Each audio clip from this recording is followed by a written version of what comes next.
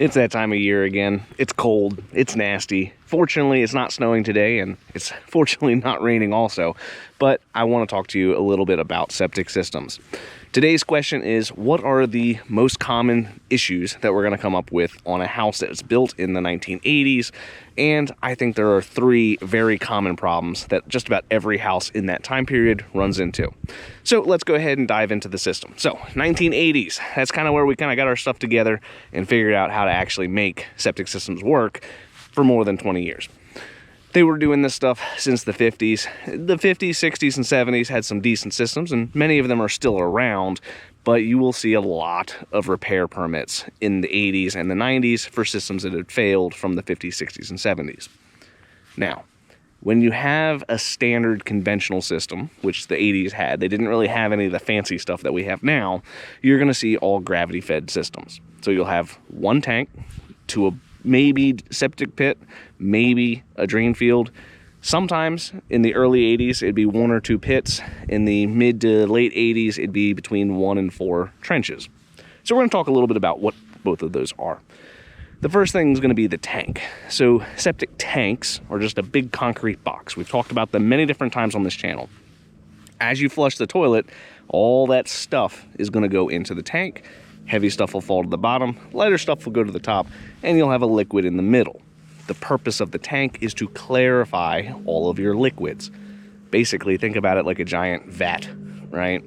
You flush that toilet, all the stuff is going to go into that vat, separate out, but you still need to deal with the liquids. That's where the absorption system comes into play. So we have our tank. Sometimes, if you have more than one piece, you'd have a distribution box.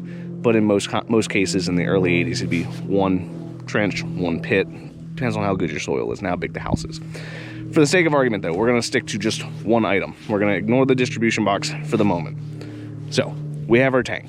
Tank captures most of the stuff. The water is then going to flow into the pit. What a dry well is, seepage pit, whatever you want to call it. Basically, it's a large column in the ground, dry stack cinder block, stone on the exterior, and it's a big void. So generally in our area, they'll be about 6 to 8 feet wide, 4 to 10 feet deep. Again, depends on the soil and the size of your home. So you have this large open area. As the water goes in, it will seep through the block and the stone into the surrounding soil. The soil is what's going to capture all of the nasty bits and clean it up. That way it can go back into the world. Over time, a little bit of biomat, biologic material, from the tank is going to work its way into the pit. Basically, it's real sticky, tar-like substance, and it can cause the soil to kind of plug up and not be able to absorb the water as well. Drain fields, very similar, but these were installed in the mid to late 80s, and basically all a drain field is a 2 to 3 feet wide trench, the width of a bucket, 4 to 10 feet deep, between 30 to 100 foot long. Again, size of house, soil conditions dictate your dimensions. The drain field would have a perforated pipe, stone, and then they would basically use the sidewalls and the base of the soil to discharge that wastewater into the ground. The soil is your filtering media. These systems are designed with the mindset that you're going to get about 30 years of service before you have to worry about replacing it. So that brings us to our question. What are the most common problems that we have with a system built in this time period? The first thing for a system of about 40 years old is going to be baffles, right? In the septic system, you're going to have 2 shields. The first one in the front, that's the front baffle, inlet baffle. Its only job, slow everything down. So when you flush that toilet, the water goes in and it doesn't kind of shake up the rest of the stuff in the tank. The outlet baffle, or the back baffle, is the shield that keeps all the scum, the floating stuff, from getting into the pipe and causing problems.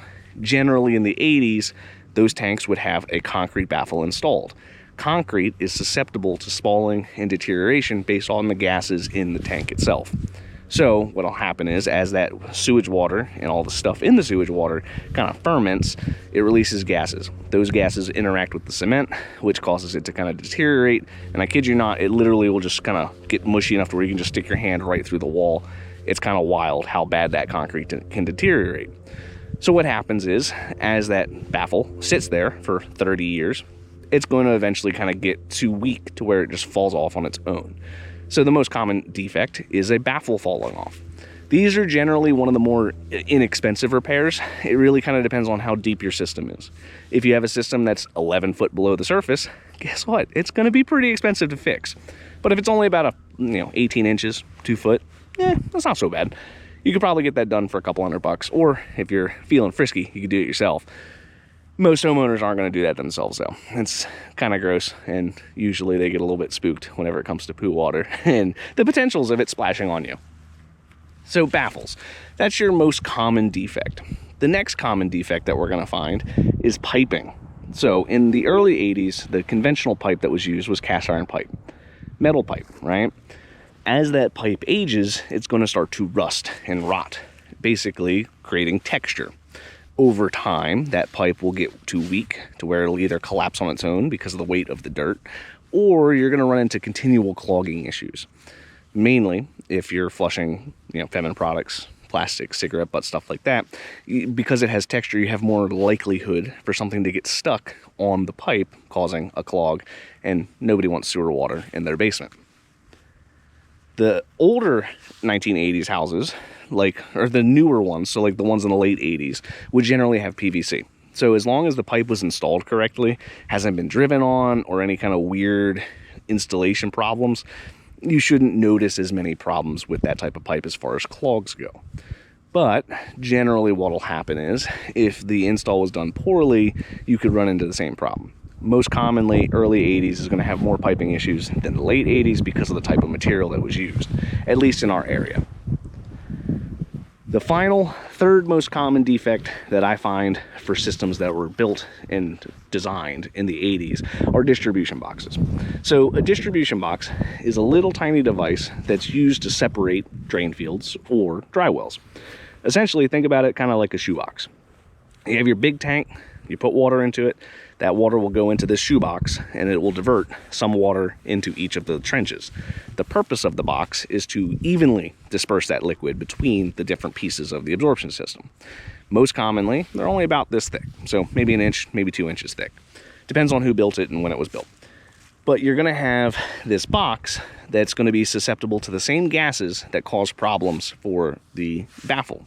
The difference between a distribution box and a tank is the size of the wall. A tank is going to have a significantly more thick wall, so less likelihood to have issues with the tank itself collapsing. Distribution boxes, on the other hand, it doesn't usually have a ventilation source. Obviously, it'll vent back through the tank unless the pipe's messed up, but that gas is more likely to sit in that box. I would argue most boxes have about a 20-year shelf life. Usually we see a lot of problems from basically everyone from the 80s. All of those boxes are almost always trash. I would say probably 60% of the ones from the 90s also trash. They're usually falling apart or partially collapsed, where one drain field or one pit's not receiving any liquid at all because it literally fell in on itself. These distribution boxes nowadays can be made of plastic. These come with their own problems, but you won't have to worry about that box collapsing due to the corrosion of the gases in the system. So concrete was the standard, still kind of is the standard, but you can get away with it using plastic, right? So distribution boxes, as they age, they just kind of fall apart. When they fall apart, one trench is not going to receive any liquid, one trench will receive all that liquid, and the one trench that's receiving all the liquid, when it's not designed to receive all that liquid, usually fails prematurely or it'll surface. So like if I get a call where somebody's like, hey, my yard's mushy, I don't really know what's going on. If it's one out of 3 trenches, it's almost always something's wrong with the box. You dig up the box and boom, lo and behold, 2 of the 3 trenches are completely blocked with dirt because the box collapsed. And now you got 1 trench out of the 3 that's not working. Now, can you fix that? Yeah, you can fix it. You basically make it to where that 1 trench doesn't get any water. You divert all the water to the other 2, and you should have enough time for that thing to dry out and be put back in service. Most commonly, though, you're going to see issues with the baffle. So we've talked about a little bit of the history of septic systems. We talked a little bit about how the absorption system works.